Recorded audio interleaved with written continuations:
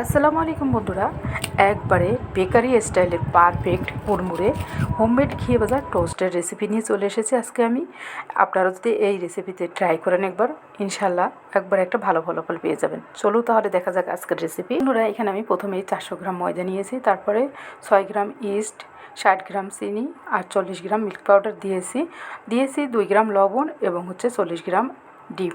এরপরে এখানে আমি ঠান্ডা পানি নিয়েছি 100 গ্রাম পানি আমার লেগেছে। তো প্রথমে আমি হাত দিয়ে ডোটা ভালো করে ময়ন করে নিব। এরপরে এখানে আমি প্রায় 3 গ্রামের মতো কালো জিরা দেওয়ার পরে এখন আমি ভালো করে মথে নিয়ে এইখানে আমি ঘি নিয়েছি, ঘিয়ের অর্ধেক দিয়ে দিলাম। এইখানে আমি 40 গ্রাম ঘি নিয়েছি, তার অর্ধেক দিয়েছি আর অর্ধেকটা পরে আবার আমি কাজে লাগাবো।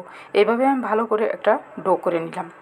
ডোটা করার পরে এখন আমি একটা টেবিলে একটু ঘি লাগিয়ে নিয়ে ফিরে ভালো করে এই ডোটাকে ময়ন করে নিব।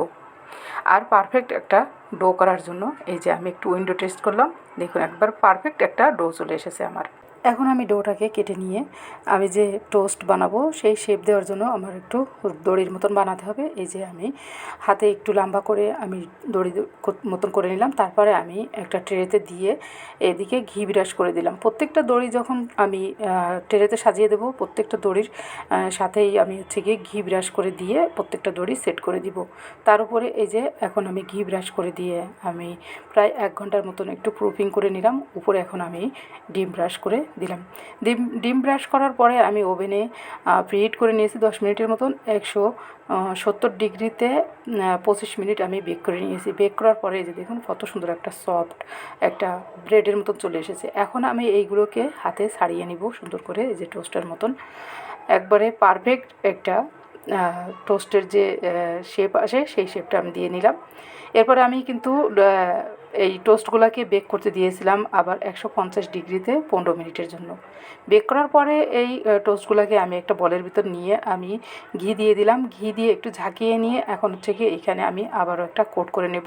আর এই কোট করতে কিন্তু আমার এইখান থেকে কিছু টোস্ট আর গুঁড়া দুধ এবং চিনি আমি গিয়ে একটা ব্লেন্ডারে একটু ব্লেন্ড করে নিয়েছি। এই গুঁড়াটা আমি গিয়ে টোস্টের উপরে দিয়ে দিব এবং ঝাঁকিয়ে নিব। তার উপরে কিন্তু আবারও আমি ঘি দিয়েছি, ঘি দিয়ে আবারও কিন্তু এই মিশ্রণটা দিয়ে ঝাঁকিয়ে নিয়েছি। আলহামদুলিল্লাহ আমার একটা পারফেক্ট ঘি ভাজা টোস্ট চলে এসেছে। এখন আমি ট্রেতে এই যে টোস্টগুলোকে সাজিয়ে নিলাম। আর খেতে অসম্ভব মজার হয়েছে বন্ধুরা, আপনারা একবার তৈরি করে দেখতে পারেন এই রেসিপিতে। তো বন্ধুরা, আমার ভিডিওটি কেমন হয়েছে অবশ্যই আপনারা কমেন্ট বক্সে জানিয়ে যাবেন। যদি ভিডিওটি ভালো লেগে থাকে তাহলে একটা লাইক, কমেন্ট, শেয়ার করে অন্য বন্ধুদের দেখার সুযোগ করে দিবেন। আজকের মতো এখানেই বিদায় নিচ্ছি আপনাদের মাঝ থেকে। আল্লাহ হাফেজ।